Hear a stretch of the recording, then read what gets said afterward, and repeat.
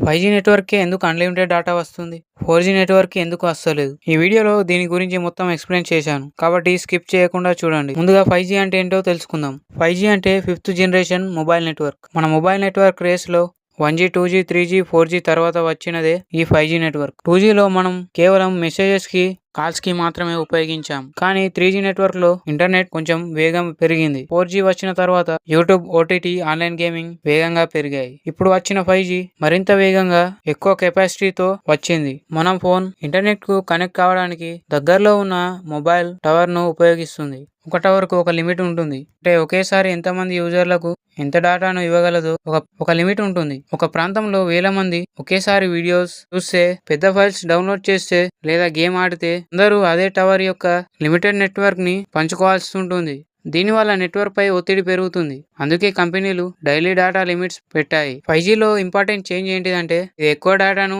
ఇవ్వడానికి రూపొందించింది. ఇది ఎక్కువ నెట్వర్క్ స్పీడ్ ఇస్తుంది. అలాగే కొత్త టెక్నాలజీల వల్ల ఒకేసారి ఎక్కువ కనెక్షన్లను ఇది తట్టుకోగలదు. ఎగ్జాంపుల్ కి ఒక చిన్న రోడ్డుపై 1000 వెహికల్స్ వస్తే ట్రాఫిక్ అవుతుంది. కానీ అదే చోట పెద్ద హైవే కడితే ఆ వెహికల్స్ చాలా ఈజీగా వెళ్ళగలవు. 4G మరియు 5G మధ్య తేడా కూడా ఇలాంటి. అయితే ఒక పెద్ద ప్రశ్న వస్తుంది. 5G సామర్థ్యం ఎక్కువ కాబట్టి అన్లిమిటెడ్ డేటా ఇస్తున్నారా? లేకపోతే కంపెనీలు ప్రజలను 5Gకి మార్చడానికి ఆఫర్ ఇస్తున్నాయా? అసలు టెలికాం కంపెనీలు 5G కోసం ఎందుకు ఇంత డబ్బు ఖర్చు చేస్తున్నాయి? మరియు అన్లిమిటెడ్ డేటా వెనుక ఉన్న బిజినెస్ సీక్రెట్ ఏమిటి? ఇవన్నీ పార్ట్ 2లో తెలుసుకుందాం. ఈ వీడియో మీకు ఇన్ఫర్మేటివ్ అనిపిస్తే లైక్ చేసి సబ్స్క్రైబ్ చేసి పెట్టుకోండి.